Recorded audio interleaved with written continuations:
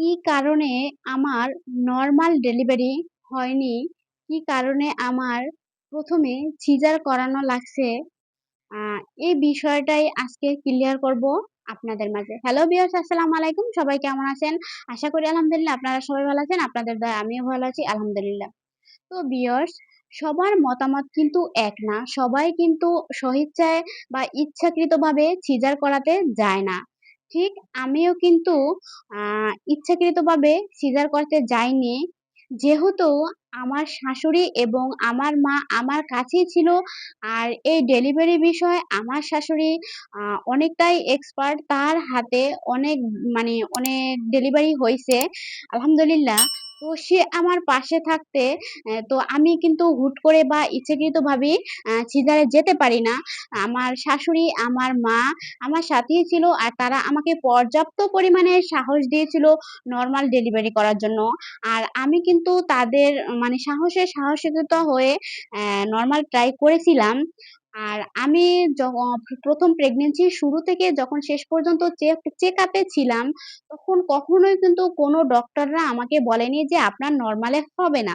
আপনার পজিশন ভালো আছে, সবকিছু ঠিকঠাক আছে। ইনশাআল্লাহ আপনার নরমালে হবে। আর এজন্যই কিন্তু আমি নরমাল ট্রাই করতে গিয়েছিলাম। আ আর তারপর তো বাকিটা ইতিহাস হয়ে রয়েছে। আ যা কখনো বা কোনোদিনও ভোলার মতো না। তারা যদি কখনো আমাকে একবারও বলতো যে আপনার নরমাল হবে না, তাহলে কিন্তু আমি কখনোই নরমাল ট্রাই করতাম না। আর তাছাড়াও আমার হাসব্যান্ড আমাকে বারবার বলছিল, "তোমার যদি নরমালে ভয় লাগে তাহলে তুমি আমাকে বলো, আমি তোমাকে সিজার করাবো।" কিন্তু আমি তখন তাকেও বলছিলাম, যেহেতু আমার কাছে আমার মা আছে, শাশুড়ি আছে, আর শাশুড়ি যেহেতু এ বিষয়ে এক্সপার্ট, তাহলে আমি তো নরমাল ট্রাই করতেই পারি। এটাই কিন্তু স্বাভাবিক। তুমি এত ভয় পাও কেন? তাছাড়া পাশে তো আমার হসপিটাল আছেই, কোনো সমস্যা হলে আর্জেন্ট চলে যাব। তো আসলে আমার কি কারণে নরমাল ডেলিভারিটা হয়নি? আমার যখন ডেলিভারি পেইন ওঠে, অনেকের আছে না ২-৩ দিন আগ থেকে ওঠে বা এরকম একটা ফিল করে যে ব্যথার উঠবে। আমি এরকম কোনো কিছু বুঝতে পারিনি তখন। হুট করে আমার রাত্র আম 12:30 থেকে 12:30 টায় হুট করে আমার কিছু পরিমাণে পানি পড়ে যায়। তো পানি পড়ে যাওয়ার পর আগে কিন্তু ব্যথা হয়নি। ১ম পানিটা পড়ে যায়। পানি পড়ে যাওয়ার পর তারপর আমি আমার শাশুড়িকে বললাম। শাশুড়ি বলছে, "এতটুকু পানি পড়ায় আসলে আ কিছু হবে না।" কিন্তু আসলে ওই কথায় আছে না? যদি বিপদ আসে তখন কারো মাথায় কোনো কিছু ঠিক থাকে না। তখন কে কি বলে বা হুঁশ থাকে না। এরকম বিষয়টা হয়েছে।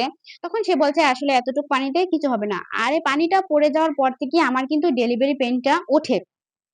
আর অনেকে আছে না ওঠে আবার থামে, ওঠে থামে। আমার যে উঠছে তো উঠছেই, কোনো থামাথামি নাই।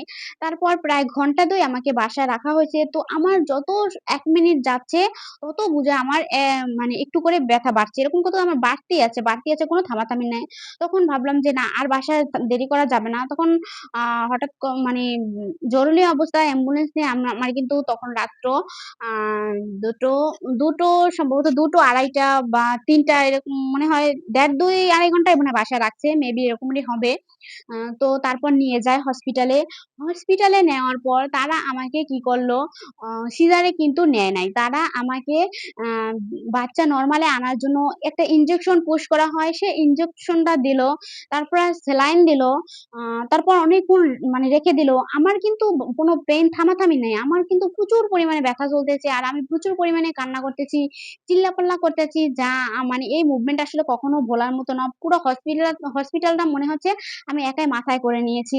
আমার মা তো একদম দিশেহারা হয়ে গেছিল। সবাইকে জানানো হয়েছিল আমার রিলেটিভ যারা ছিল সবাই হসপিটালে অলরেডি চলে আসছে। তখন তারা আমাকে কিন্তু তারপরও কিন্তু দেখে সেলাইন দেওয়ার পর, ইনজেকশন দেওয়ার পর তারপরেও দেখে তারা আমাকে যে বাচ্চা পজিশনে আসছে না। তো তখন কিন্তু তাদেরই উচিত ছিল আমাকে সিজারে পাঠানো। কিন্তু তারা তারপরও আমাকে রেখে দেয়। তো এক পর্যায়ে আমার অবস্থা এতটা পরিমাণে খারাপ হয়ে গেছিল, তখন যখন বড় ডক্টর এসে আমার পেট চেক দিয়ে আসলে ওরা ওখানে জানি না নিয়ম কি, যখন আমি গেছি সাথে কিন্তু ওদের বাবুর হার্টবিটটা মাপা উচিত ছিল কিন্তু ওরা মাপে নাই। আমাকে রেখে দিয়েছে। তো আমার জানা মতে যে ১০ ইঞ্চি পরিমাণ জরায়ুর মুখ খোলা লাগে। তারপর একটা বাবু আসে বা পজিশন আসে। আমার বাবু পজিশনেই যায় নাই। জরায়ুর মুখ খোলা তো দূরের কথা। ওই যে ১ম এ পানিটা পড়ে গেছিল আসলে ওইটাই সম্ভবত ওই কারণে সম্ভবত বাবুটা নিচে আসেনি। আর বিশেষ করে আমার হাইট অনুযায়ী আমার ওজনটা এত পরিমাণে হয়ে গেছিল। বাবুর ওয়েটটাও বেশি হয়ে গেছিল। যার কারণে বাবু বুকের নিচে ছিল, উপর পেটে ছিল।